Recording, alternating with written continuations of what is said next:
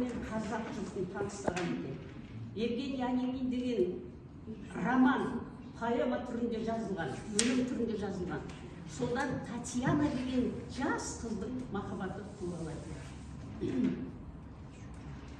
Тәңір қосқан жар едің сен, жар ете алмай кетіп ем,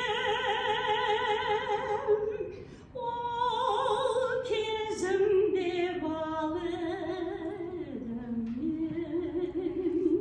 аямасқа бекіп ел жүрген жас емес пе ем, еппен айтсаң жұбатып, мен ғашыққа